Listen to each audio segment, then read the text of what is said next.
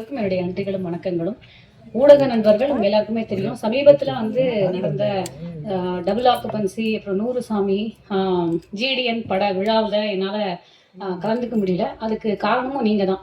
ஏன்னா நான் நடித்த படங்கள் போன வருடத்துலலாம் நீங்க கொடுத்த ஆதரவுல இந்த வருஷம் எனக்கு நிறைய கமிட்மெண்ட்ஸ், நிறையா ப்ரொஃபஷனல் கமிட்மெண்ட்ஸ், நிறையா படங்கள்ல நான் நடிச்சுட்டே இருக்கிறதுனால இந்த படங்கள்ல என்னால் கலந்துக்க முடியல. அதனால தொடர்ந்து எனக்கு மட்டும் இல்லை, இங்க இருக்கக்கூடிய அனைவருக்கும் நீங்கள் கொடுத்து கொண்டிருக்கக்கூடிய ஆதரவு, சின்ன படங்கள் பெரிய படங்கள் இல்லாமல் அனைத்து படங்களுக்கும் தொடர்ந்து நீ விஷயம் சொன்ன மாதிரி நான் ஃபீல் பண்றேன். அதுக்கு மன்சூர் அலிகான் சார் இந்த ஆல் பாஸ் திரைப்படத்துக்கு கரெக்டாக அந்த ஆடியோ லான்ச்சுக்கு ஒரு கண்டென்ட் கிடைச்சிருச்சு அப்படின்னு தான் சொல்லணும்.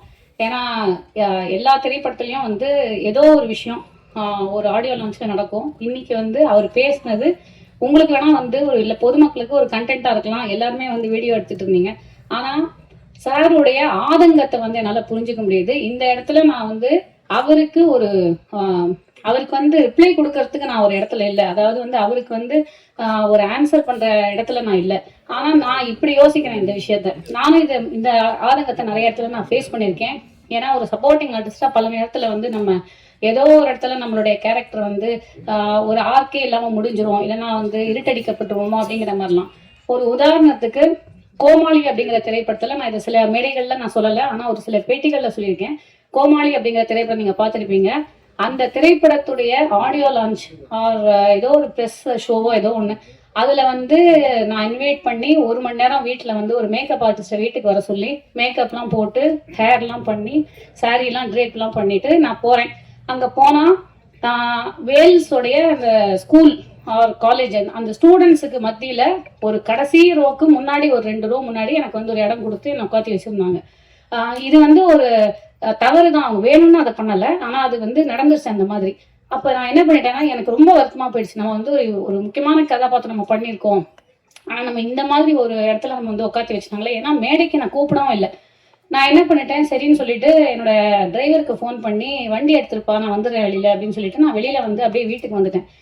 ஆனா இன்னைக்கு அதை விட அதுக்கப்புறம் அந்த படம் ரிலீஸ் ஆகி ஈகா தேட்டர்ல நான் ஃபர்ஸ்ட் பார்த்துட்டு இருக்கேன் அந்த படத்தை. என் பக்கத்துல 2-3 லேடிஸ் உட்காந்துருந்தாங்க. என்னோட சீன்லாம் வரும்போது அப்படியே என் கையை பிடிச்சிட்டு அந்த அம்மா கரன்னு அழறாங்க அப்படியே. அப்போ நான் யோசிச்சேன், பிரபஞ்சம் நமக்கு ஏதோ ஒரு இடத்துல நம்மளை இருட்டடிப்பு செஞ்சாலும் காலம் கடந்து இன்னைக்கும் எத்தனையோ பேர் கோமாளி அப்படிங்கிற திரைப்படத்தை சொன்னா என்ன சொல்லுவாங்க. இன்னைக்கு காலையில நான் ஒரு ரேஷன் கார்டுக்காக ஒரு ரேஷன் கடைக்கு போயிருந்தேன், ஒரு சின்ன சேஞ்சுக்காக.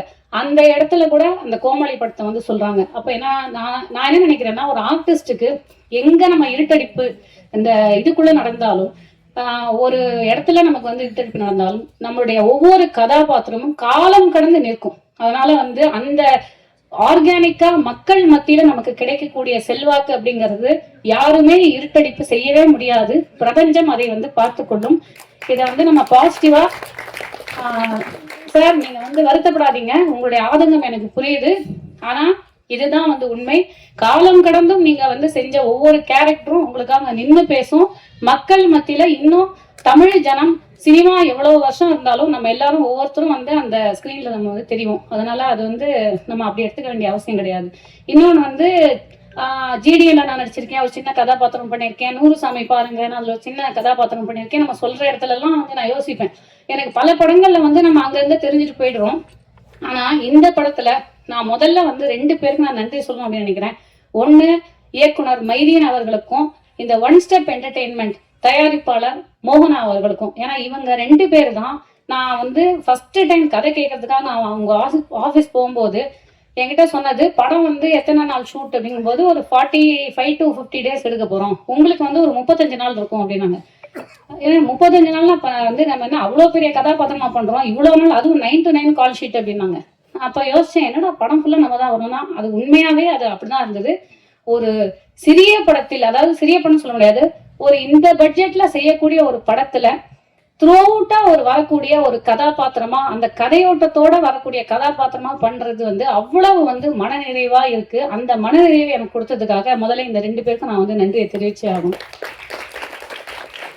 இயக்குனர் அவர்களை பத்தி சொன்னோம்னா, அவர் நாங்க ஒரு விஷயம் அவர்கிட்ட இப்ப இந்த அசிஸ்டன்ட் டைரக்டரோட பேசிட்டு இருக்கும்போது அவங்க வந்து சொன்னாங்களாம், இந்த மாதிரி இது வாங்கணும், பொன்னாடை வாங்கணும் அப்படின்னு சொல்லிட்டு. அவர் சார் சொல்லியிருக்காரு, பொன்னாடை வேணாம், எல்லாருக்கும் யூஸ்ஃபுல்லா வந்து டவல் கொடுத்துருங்க அப்படின்னு சொல்லிட்டு. அதுக்கு வந்து இந்த மாதிரி தான், இதுதான் அவருடைய ஒரு பேசிக்கான வந்து ஒரு பொதுநலன் கருதுற ஒரு மனப்பான்மை. MS பிரபு சார் சொன்ன மாதிரி அவர் வந்து ஒரு நானும் அவரும், நான் அவரை சார்னும் அவரை என்ன மேடம்னு கூப்பிட ஆரம்பிச்சு இன்னைக்கு நானும் அவரும் தோழர் அப்படின்னு பேசிக்கக்கூடிய இடத்துக்கு நாங்கள் வந்து நிற்கிறோம். அந்த அளவுக்கு வந்து அவர் ஒரு சமத்துவம், சகோதரத்துவம், சமூக நீதி, இதை பற்றி நிறைய ஒரு ஆழ்ந்த சிந்தனை கொண்ட ஒரு மனிதர். இன்னைக்கு ஒரு காஸ்டியூமர்ல இருந்து, அங்க பாருங்க காஸ்டியூமர் இருக்கிறாரு, அவரை கூட வந்து அழைச்சிருக்காரு. இது ரொம்ப வந்து அபூர்வமான ஒரு விஷயம்.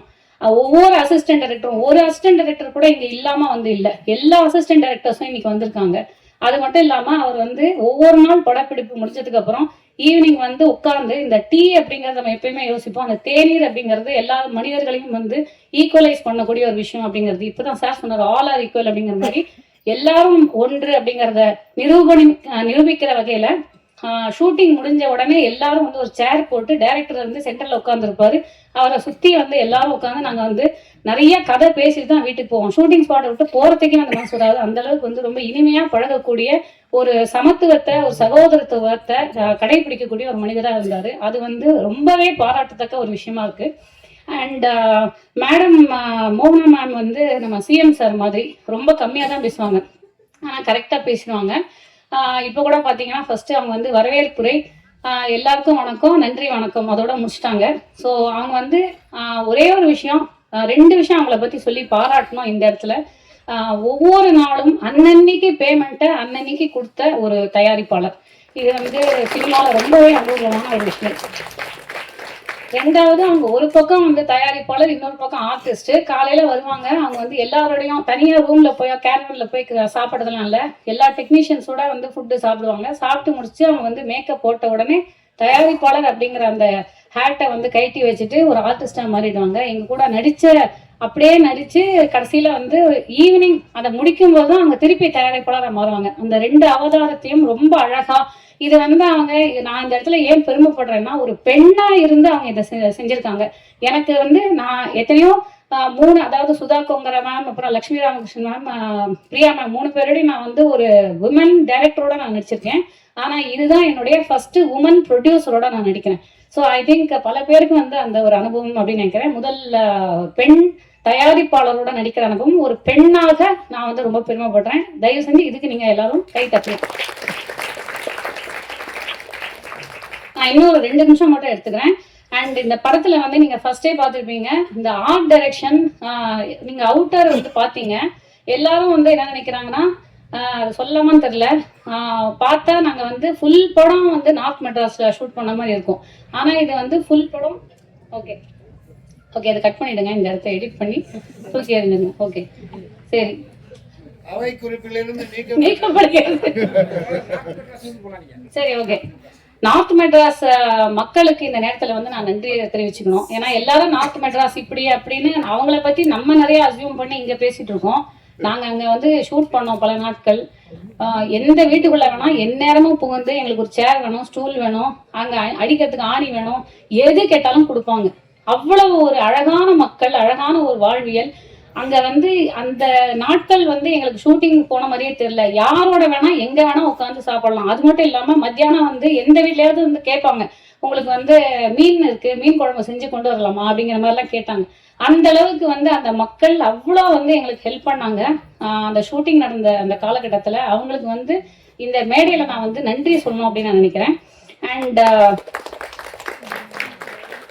அப்கோர்ஸ் ஆர்ட் டைரக்டரை தான் நான் சொல்ல வந்தேன். அந்த அவை குறிப்பிலேருந்து நீக்கக்கூடிய விஷயங்கள் என்னன்னா, ஆர்ட் வந்து ரொம்ப பிரமாதமா இருக்கும். இந்த படம் பார்க்கும்போது உங்களுக்கு தெரியும், என்னால அதை என்னன்னு சொல்றதுன்னு தெரியல. லிரிக்ஸ் அப்கோர்ஸ் என்னோட ஃபேவரட் சாங் அந்த சம்பவக்காரி, அது வந்து ஃபேவரட் சாங். பட் இந்த படத்துல வந்து அந்த ஆல் பாஸ் சாங்கை தவிர அதை சாரி அந்த பாட்டுடைய அந்த லிரிக்ஸ் வந்து என்னமோ அந்த என்னென்னமோ சொன்னீங்க, காசுதானே எல்லாம், அதுக்கு எல்லாரும் போடுவாங்க சலாம் அப்படிங்கிற அந்த லிரிக்ஸை வந்து காலத்துக்கும் இந்த லிரிக்ஸ் வந்து நிற்கும் அப்படின்னு நினைக்கிறேன். இது வந்து it's true of life. So இந்த லிரிக்ஸ் மட்டும் இல்லாம பல யதார்த்தமான பாடல்களை வந்து எழுதின மோகன்ராஜன் சார் அண்ட் விழாவின் நாயகன் அஃப்கோர்ஸ் ஜேம்ஸ் வசந்தன் அவர்கள். எல்லாரும் சொல்லிட்டாங்க அவரை பத்தி. அதாவது சுப்பிரமணியபுரத்துலேருந்து இன்னைக்கு வரைக்கும் அவரோட ஜேர்னி வந்து ஹஸ் பீன் வெரி இன்ஸ்பைரிங். அதுல முக்கியமா வந்து சமீபத்துல அவரு இளைஞர்களோட அவர் தன்னுடைய ரொம்ப ஒரு கொள்கை ரீதியான கொள்கை பிடிப்போட அவர் வந்து ஷேர் பண்ணிக்கிட்ட அவருடைய அரசியல் ரீதியான அரசியல் அப்படின்னு மட்டும் சொல்லாம அது வாக்கரசியல் அதுக்குள்ளேயே நான் போகல. ஆனா ஒரு அரசியல் ரீதியான ஒரு பார்வை அது வந்து அவருடைய வேறு ஒரு பரிமாணத்தை இந்த உலகத்துக்கு வந்து காமிச்சுது அப்படின்னு நினைக்கிறேன்.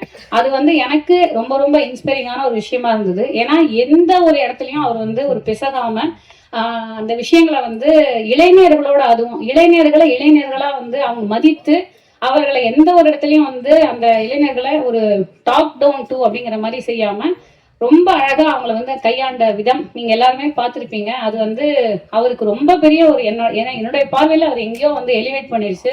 So thank you so much for that sir. And தொடர்ந்து வந்து இந்த படத்துல வந்து இந்த ஆல் பாஸ் அப்படிங்கிற சாங் எல்லாம் வந்து ரொம்ப கேட்சியான ஒரு டியூன். அதுல நடுவுல வரக்கூடிய அந்த மெலடி சார் சொன்ன மாதிரி எங்களுக்கு வந்து ரொம்ப அழகா அமைஞ்சிருக்கு. ரொம்ப ரொம்ப நன்றிகள்.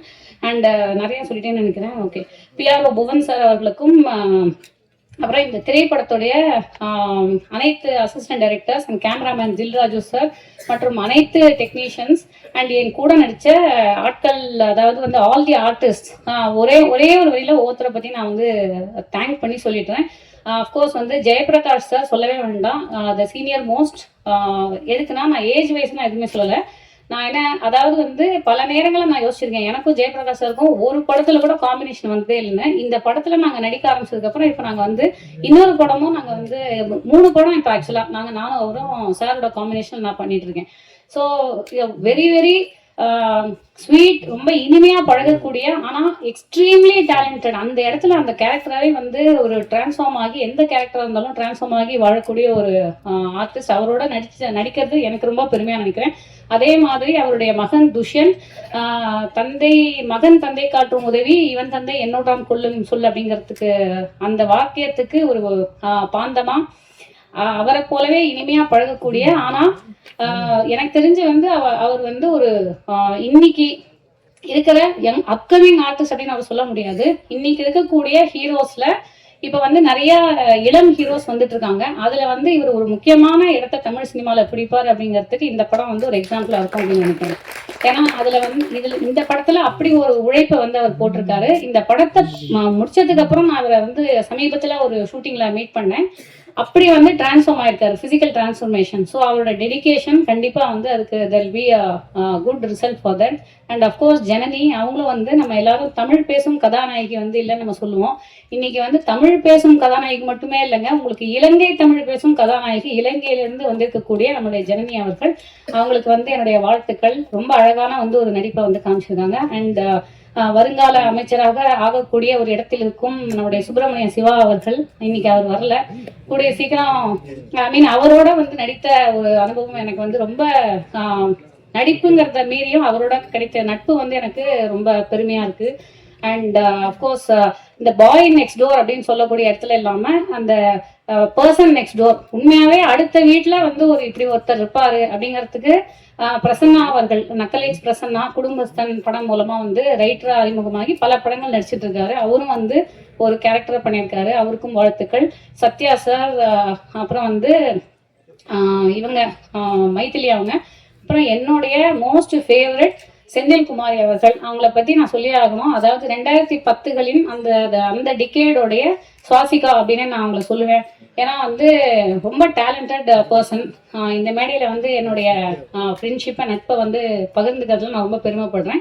அண்ட் அஃப்கோர்ஸ் எல்லாரையும் மீறி எங்க எல்லாரோடையும் இனிமையா பழகி ஒரு தயாரிப்பாளர் அப்படிங்கிற எந்த ஒரு ஆட்டிடியூடும் இல்லாம எங்க கூட நடிச்ச மோகனா மேம் வருங்க. அவங்க நீங்க இந்த படத்தை பாத்தீங்கன்னா தெரியும், அது வந்து அவங்க நிறைய முன்னாடி அவங்க பண்ணியிருக்காங்க. நடுவுல வந்து அவங்க ஒரு பிரேக் எடுத்துட்டு இப்பதான் ரொம்ப வருஷம் கழிச்சு நடிக்கிறாங்க. ஆனா எல்லா ஆர்டிஸ்டுக்குமே வந்து டஃப் கொடுக்குற மாதிரி அவங்களும் நடிச்சிருப்பாங்க. ஸோ அனைத்து கலைஞர்களுக்கும் கைத்தட்ட ஆரம்பிச்சிட்டாங்க. ஸோ நான் முடிச்சுக்கிறேன். Thank you so much. அனைவரையும் நான் சொல்லிட்டேன் அப்படின்னு நினைக்கிறேன். அப்கோர்ஸ் அண்ட் வந்திருக்கக்கூடிய Dhananjayan sir and Vikraman sir, R V Udhayakumar sir, MS Prabhu sir, Raja அவர்கள் பிரதர் அண்ட் மதன் சார், இன்னும் மகன் சார் பேசுவாங்க. அப்புறம் என்னுடைய எங்க குடும்பத்துடைய எங்க வாழ்வியலுடைய மகன்களா நடித்திருக்கிற கோகுல், சஞ்சய் மற்றும் நிக்கில் மூவருக்கும் என்னுடைய வாழ்த்துக்கள். யாரும் தெரியல, அதனால ஓகே, அவங்களுக்கும் வாழ்த்துக்கள். நன்றி, வணக்கம், தேங்க்யூ.